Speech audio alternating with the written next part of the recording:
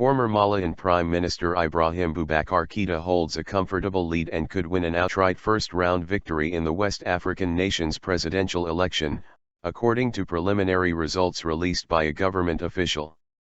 The final result should be announced later on Wednesday.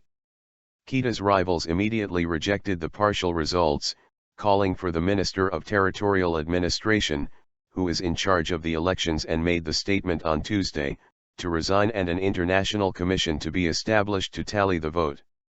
They are demanding that the vote go to a second round. Voting in the polls on Sunday was peaceful and observer missions have praised the process, but tensions rose as the announcement of results neared. There is one candidate, Ibrahim Boubacar Keita, who has a wide margin compared with the other candidates, Colonel Moussa Sinko Coulibaly, the Minister of Territorial Administration, told journalists in the capital, Bamako. If maintained, it means there will not be a need for a second round, he said. The results represented a third of ballots cast from constituencies across the country, he said. Amadou Koita, spokesman for ex-finance minister Soumaïla Cissa, who Coulibaly said was currently in second place, called the announcement scandalous and questioned why the minister refused to give figures to back up his statement. Koita questioned how the minister could give a projection based on one-third of votes when he said the commission that is made up of representatives from all camps and is tasked with collating results had only counted 12% of votes so far. Complaints about process. Minutes after the results were announced, cars and motorcycles on the streets of Bamako honked their horns and Keita supporters outside his house chanted IBK, IBK, IBK. The initials he is universally known by.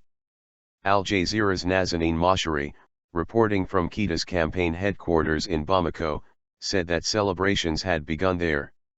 The celebrations have already started here, even though only a third of the results have come out. People here believe he has won the election, he will become the next president of Mali, she said. But the opponents of Ibrahim Boubacar Keita say that it is too early for him to declare victory, that they will be opposing it in the courts. The United Nations has called on all sides to respect the final outcome and has called this election successful and legitimate. Cissa and two other of Keita's rivals, Modibo Sidib, a former prime minister, and Dramane Dembo, the candidate of Mali's biggest party, came together on Monday to complain about the process. Their FDR coalition, which was initially set up to counter last year's military coup, complained that hundreds of thousands of people had been excluded from the vote due to technical shortcomings. Members of the FDR coalition have claimed that world powers led by France, which pushed for the vote to be held despite concerns over Mali's readiness, favored Keita in the process. Cissa said he would challenge the results if Keita is announced winner in one round.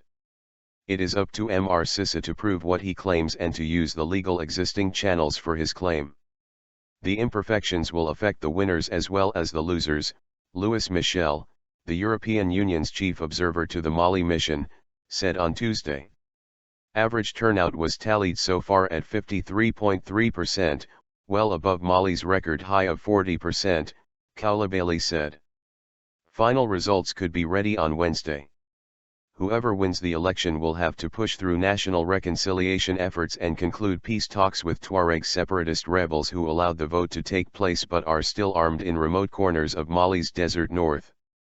They will also oversee a $3.98 billion plan proposed by donors to rebuild the nation and kickstart the economy.